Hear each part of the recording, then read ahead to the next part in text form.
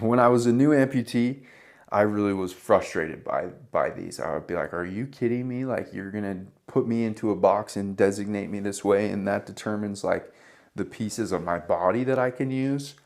And it was very hard for me to deal with that. Like for a little while, I would get very frustrated, and if you're an amputee, like you just get frustrated and end up screaming at the sky because the ones that really make the decisions and like control everything, the insurance companies, like they're never gonna hear me anyways to some degree. And so it's like, my prosthetists, my doctors, they agree, they feel the same. They don't want me to feel like dehumanized by having a K level.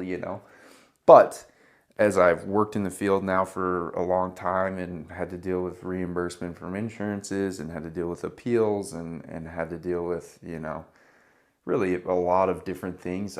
It makes a lot of sense, and I think that it is a good system for kind of making sure that things stay within the lines, I guess, to some degree.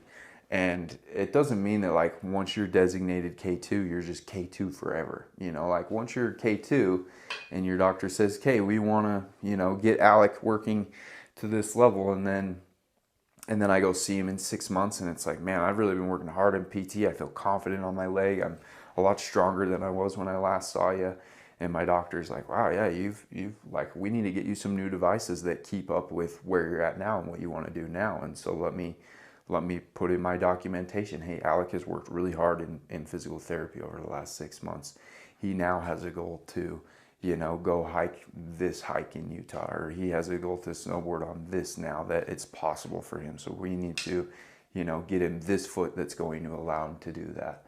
And that's how it works. So if you as an amputee want to prove that you're committed to working hard and prove that you're committed to learning how to use your devices the correct way, et cetera, you can go get things, and you can move up in those K levels, and you can get approved for things that typically you wouldn't have, a year ago or 2 years ago.